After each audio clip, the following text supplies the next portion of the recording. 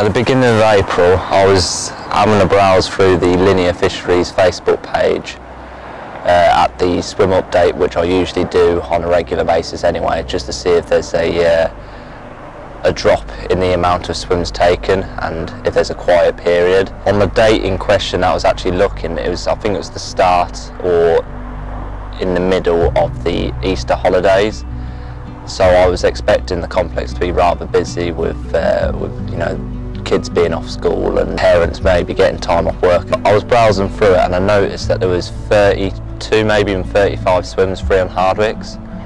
So it was kind of a short notice kind of thing. I think I was looking on the Facebook page on the Saturday, and I ended up coming down on the Sunday early morning.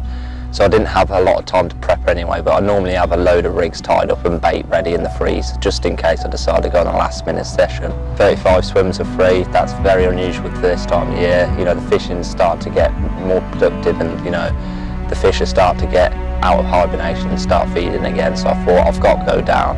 Also the weather was quite good as well. I think the temperature was about 16 degrees, overcast, kind of light rain, fish just boshed out straight in front of my swim. Sorry, I'll get back on topic. Yeah, the weather was basically perfect for it. So yeah, I packed the car and made my way down to Linear. As soon as I got here, I noticed that the car park it was not even half full. I think there was like 3 or 4 cars in the car park. Got my bucket out because, you know, typical thing on Linear, it's a very busy day ticket water. It's the busiest day ticket water in the country. So you get your bucket out and you go and pick your swim. You try and use watercraft and try and get in a swim where the fish are showing, but most of the time you can't, so you just try and get in a swim that you're comfortable in and you think you've got a fair chance of getting a bite from. I came through down the pathway and onto the roadside of Hardwick's. I noticed that someone was, I don't know, I think I had an inkling, a very small inkling that he was kind of getting ready to pack away in this point swim that I'm in now. So I decided to quickly run round because one, I fished this swim before, so I know relatively where the areas are and where the plateaus are and the features are to present my rigs and bait over. And also the wind was pushing down this way. I saw a couple of fish show, and it's a comfortable swim as well, and I know that there's a fair chance I could get a bite of it. It's quite a productive swim. So I've got straight round here, had a little chat with the guy, and he said, yeah, I haven't had any fish.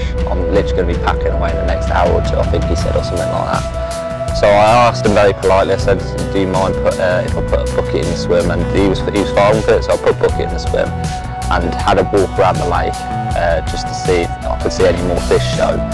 At the time I couldn't, I've only saw 1 or 2 fish show in this swim, and also the wind was absolutely howling towards this area as well. So I put the bucket in the swim, I had the walk round. When I finished my walk round, I went back to the car park, got the gear loaded on the barrow, and I just put my barrow just behind the swim and just patiently waited for the guy to pack up. I didn't hassle him or anything like that. We had a chat actually, just general chat about carp fishing and how he was getting on the session, what he was doing and stuff like that. Once the chap left, I clipped the rods up to 14 wraps 1 foot, which is basically where there's a small plateau. I think it's about not even a quarter of the size of this swim. It's a very, very small area to present your rigs over, but it's a nice hard bottom with it's nice and clean with a few patches of gravel, and when you cast the marker rod out and bring it back, you feel quite a bit of gravel.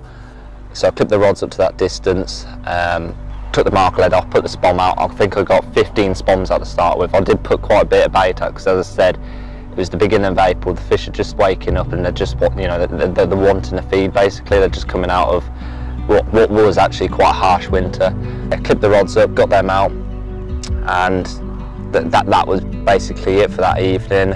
Didn't get any indications or any bites or anything like that in the night. I think I got the rods out about 1, 2 o'clock. So it was a good 10 hours before I got the first bite, which happened, and this is where it comes on to the special side of this story and the point of this story.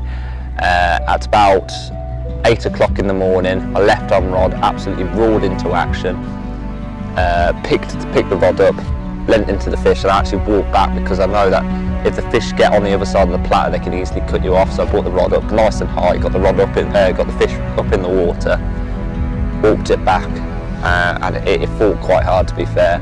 I knew it was a decent fish. I didn't know how big it was at the time, but I knew it was a decent fish. Kept on walking it back. Eventually I got it about 3 or 4 rod lengths away from the bank. Walked back towards it, picked the net up, and it came in. Once I got it about 4 rod lengths from the bank, it came in quite easily. Got it in the net, and as soon as I looked at it, I thought, bloody hell, that's a big fish. And it was a nice common. But before I even had a chance, I managed to unhook it, just managed to unhook it, put the rod to one side, and the next thing I know, my right hand rod was away. But, you know, I was absolutely surprised, but got it straight in the net with the common carp, unhooked it, and I've got there was some lads in the swim next to me, got them to ask them politely if they would come and help me retain the fish.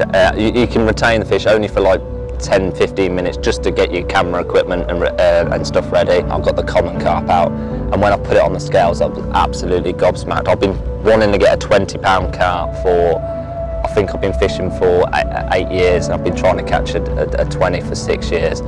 You know, I've been 8 years course fishing, match fishing, and then 6 years on the carp scene.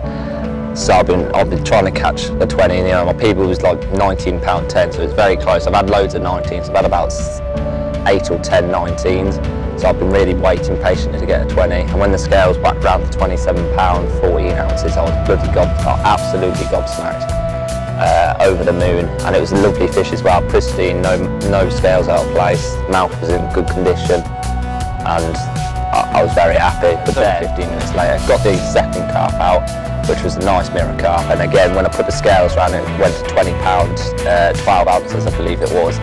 Again I was still over, I mean I would have been happy with that fish, to be honest, with that mirror carp, because it's still 20 pounds.